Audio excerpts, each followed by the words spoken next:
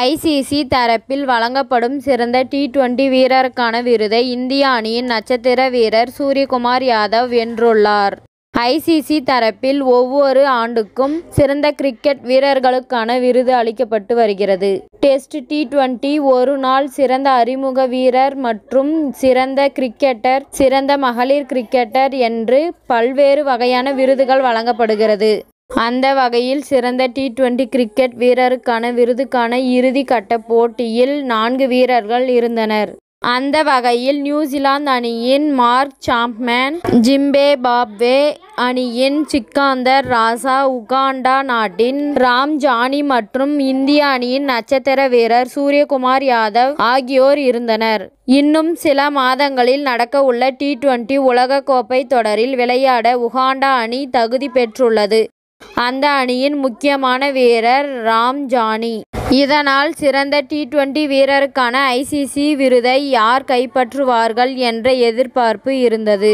அதன்படி வாக்கெடுப்பு நடத்தி ஐசிசி இன்று முடிவை அறிவித்துள்ளது.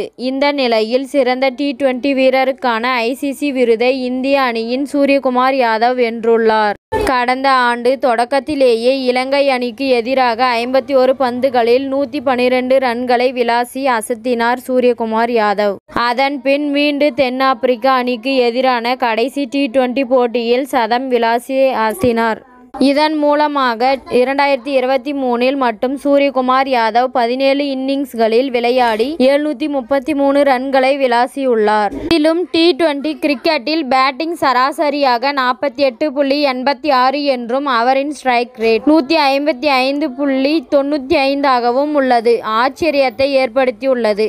டி20 கிரிக்கெட்டில் அவரின் கன்சிஸ்டன்சியே இதற்கு காரணமாக அமைந்துள்ளது. அதேபோல் 2022ஆம் ஆண்டு சிறந்த டி20 வீரருக்கான ஐசிசி விருதை வென்ற சூரியகுமார் யாதவ் 2வது முறையாக சிறந்த டி20 வீரருக்கான ஐசிசி விருதை வென்றுள்ளார். 2 முறை டி20 கிரிக்கெட் வீரருக்கான ஐசிசி விருதை பெறும் முதல் இந்திய வீரர் இவர்தான்.